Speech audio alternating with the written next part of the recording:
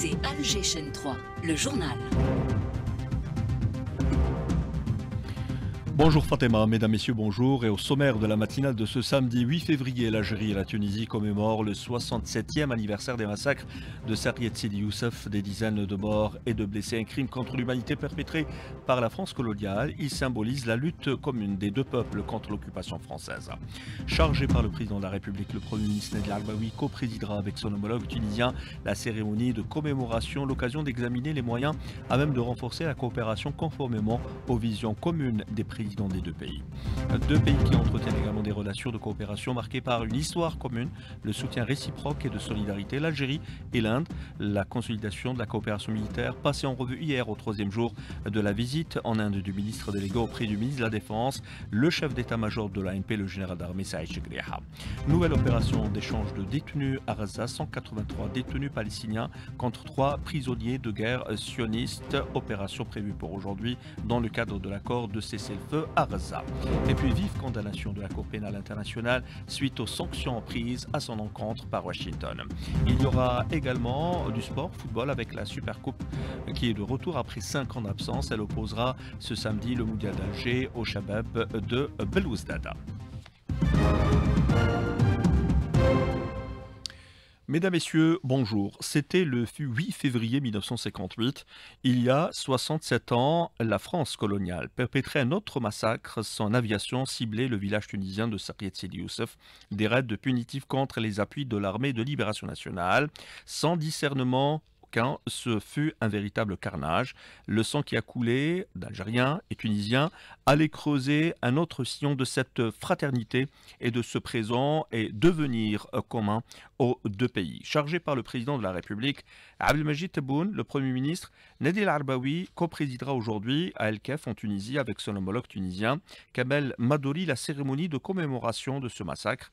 Les deux parties procéderont également à l'examen des moyens à même de renforcer la coopération bilatérale conformément à la vision commune des dirigeants des deux pays, le président de la République Abdelmajid Tebboune et le président Kais Saïed, visant à établir un partenariat stratégique efficace entre les deux pays. Le Premier ministre sera accompagné lors de cette visite par le ministre de l'Intérieur, le ministre des Moudjahidines et le secrétaire d'État auprès du ministre des Affaires étrangères chargé de la communauté nationale à l'étranger. Des raids, nous vous le disions, aériens et des bombes dévastatrices avaient fait plus de 79 victimes et plus de 120 blessés, ont causé aussi la destruction totale du village. Ces crimes sont décrits aujourd'hui en 2024, 67 ans après, par des moudjahidines et des spécialistes en histoire rencontrés par Smaïl Mimouni.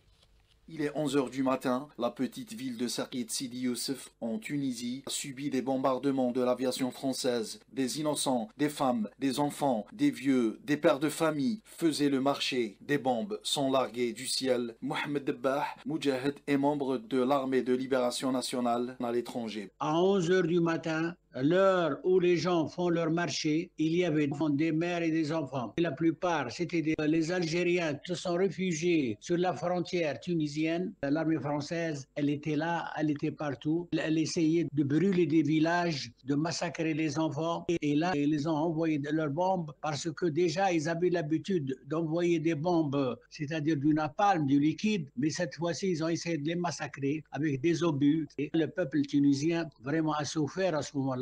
C'est la terreur de l'armée française génocidaire. Dans cette effroyable épreuve, les deux peuples algériens et tunisiens se sont montrés solidaires dans l'adversité. Aïssa Kasmi, moudjahid et chercheur en histoire. Le sang des Tunisiens et le sang des Algériens, à cette occasion et dans d'autres occasions, s'est mélangé. Et lorsque mon sang et votre sang se mélangent, cela veut dire c'est la fraternité qui se consolide, qui se construit. Et le peuple algérien n'oubliera jamais les peuples, les hommes à travers le monde qui se sont solidarisés, qui ont fait de la cause algérienne leur cause. Algériens et Tunisiens, deux peuples profondément convaincus que leur destin commun repose sur la solidarité, l'unité et la fraternité.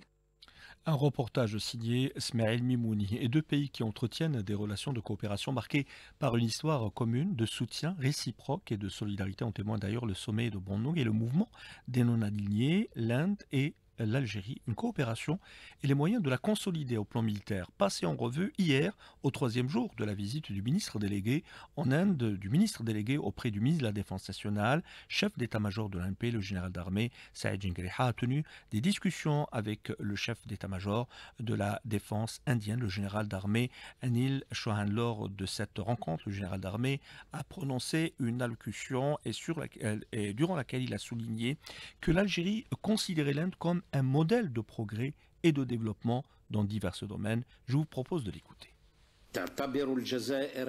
L'Algérie considère l'Inde comme un modèle de renaissance et de développement en matière de sciences et de technologie dans plusieurs domaines.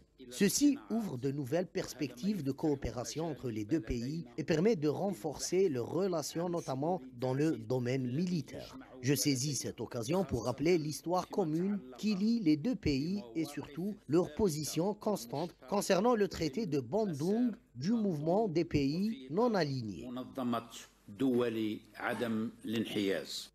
Et le chef d'état-major de l'ANP qui a rappelé à l'occasion l'histoire commune qui unit les deux pays, il a rappelé le soutien de l'Inde à l'Algérie durant la guerre de libération.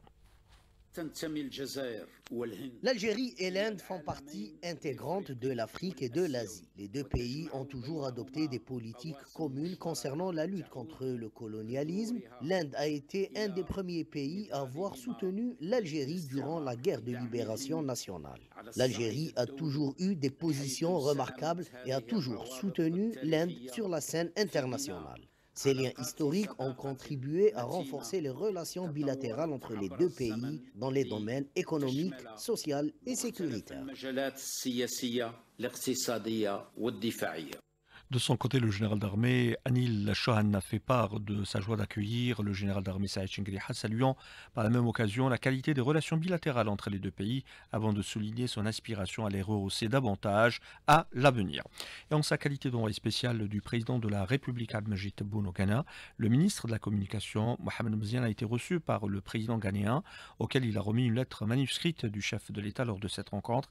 Les deux parties ont souligné la nécessité d'intensifier les concertations et la coordination tout en unifiant les positions et les vues sur les questions internationales et régionales d'intérêt commun. D'ailleurs, dernière colonie d'Afrique, le Sahara occidental, dans la chaîne de solidarité et de soutien international ne cesse de s'étendre et de se renforcer à l'image de l'ONG Global Action, une ONG des droits de l'homme danoise qui soutient la question sahraoui, représentée par Nicolas Nurup-Vinton. Il s'est exprimé hier lors d'une conférence de presse au siège de l'ambassade de la République sahraoui à Alger. Il a déploré notamment le saccage de leur siège à Copenhague. Les membres de cette ONG se sont dirigés hier vers les camps de réfugiés sahraouis pour s'enquérir des conditions de vie des Sahraouis. Je vous propose d'écouter Nicolas Nurup-Vinton. Dans la nuit du 12 au 13 janvier, les locaux de Global Action ont été attaqués par un cocktail Molotov qui a détruit les locaux. La police danoise a arrêté 2 individus. L'enquête se poursuit. Il y a forte suspicion que ces derniers ont été payés par le Marzen pour accomplir ces actes indignes. Nous poursuivrons notre soutien à la cause du Sahara occidental. Nous allons visiter le camp des réfugiés sahraouis. Nous allons enregistrer sur place des vidéos et parler avec les victimes des mines antipersonnelles et mener aussi des campagnes de soutien aux enfants sahraouis. Nous sommes aussi touchés par le soutien inconditionnel du gouvernement et du peuple algérien pour cette cause juste. Et de son côté, l'ambassadeur de la race d'Alger, Abdelkader Taleb Omar, a jugé cette initiative de très importante pour la question sahraoui. Il a salué aussi le courage de cette ONG. Nous vous disions en titre, nouvelle opération d'échange de prisonniers. 183 détenus palestiniens, dont 18 condamnés à perpétuité, seront libérés ce samedi des prisons des forces d'occupation sionistes en échange de 3 prisonniers de guerre sionistes qui seront libérés par le mouvement de résistance palestinien Hamas dans le cadre de l'accord de cessez-le-feu à Gaza. En attendant, c'est toute la Cisjordanie occupée qui est en proie aux attaques sionistes. La vie en est devenue insupportable, y est devenue insupportable. L'occupation mène des attaques ciblées contre les camps pour pousser les populations à la fuite et empêcher toute possibilité de retour. Nejat Abou Otna, membre de l'association des femmes du camp de Jenin, contacté par Karima Hasnaoui. Notre opération vers les camps de réfugiés qui sont en séjour d'année dans toutes les régions. Ça fait plus de 18 jours qu'ils sont toujours là dans le camp de réfugiés de Jenin. Ils ont expulsé tous les habitants du camp. Ils sont toujours là à manipuler et à planifier pour rendre le camp de réfugiés invivable. Et ils veulent effacer le mot refuge de la carte et les réfugiés aussi de la Palestine et éliminer et effacer aussi le droit de retour de tous les réfugiés dans leur village natal. Et puis la Cour pénale internationale, CPI, a vivement condamné hier les sanctions prises à son encontre par Washington, le président américain Donald Trump, qui reproche à la CPI d'avoir mené des actions illégales, je cite, a signé un décret interdisant notamment l'entrée aux États-Unis à ses dirigeants, employés et agents et qui prévoit de geler tous leurs avoirs détenus dans ce pays. Le président sud-africain, Cyril Ramaphosa, a réitéré d'ailleurs le soutien indéfectible et la solidarité de son pays avec le peuple palestinien, affirmant que Pretoria ne ménagera aucun effort pour défendre les droits légitimes des Palestiniens consacrés par les chartes et les lois onusiennes. Retour chez nous, la prudence doit rester de rigueur, chaud et froid, les températures passent d'une extrême à une autre, gare à la grippe, d'où l'importance de se faire vacciner. Pas moins de 300 consultations par jour à Oran pour la grippe saisonnière dans les services de soins, alors que près de 20 hospitalisations sont enregistrées, notamment des personnes âgées et des malades chroniques. Un pic sur lequel revient notre correspondant permanent sur place, Hamza Belmadani. Oran connaît ces derniers temps une hausse des cas de grippe saisonnière avec plus de 300 consultations par jour dans les services de soins et entre 15 et 20 hospitalisations quotidiennes, principalement des personnes âgées, des femmes enceintes et des personnes non vaccinées. Cette période correspond à un pic épidémique selon le chef du service de prévention de la direction de la santé de la population, Youssouf Boukhari. Malheureusement, on enregistre beaucoup de cas de grippe saisonnière. Cette grippe, elle touche beaucoup les enfants que les adultes. Je vais passer un message à tous les citoyens concernant cette épidémie de grippe. Il faut consommer beaucoup d'oranges parce que les oranges sont très riches en vitamine C. Il a insisté sur l'importance de ne pas utiliser d'antibiotiques pour traiter la grippe. Je déconseille aux gens de prendre des antibiotiques et de voir beaucoup de médecins. Donc, ils changent le médicament et le traitement. C'est mauvais pour la santé. La grippe n'ira généralement entre 3 et 7 jours.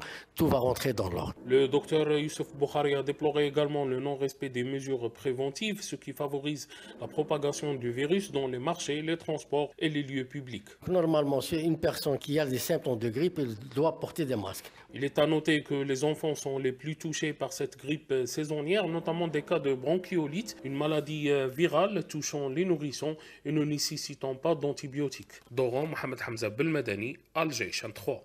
Et deux événements sportifs pour clore les pages de cette édition après 5 ans d'absence. Retour de la Supercoupe d'Algérie qui opposera ce samedi le champion de la saison dernière, le Mondial d'Alger, au vainqueur de la Coupe d'Algérie, le Shabab de Belouizdad. Et puis cyclisme également avec le coup d'envoi du Tour d'Algérie 2025. Ça débutera avec le Grand Prix de Sarriet Sidi Youssef en Tunisie en direction de la ville de Galma sur une distance de 122 km. Voilà, c'était la dernière information de cette édition réalisée par Sida Ali Djilali. Merci à vous de nous avoir prêté attention.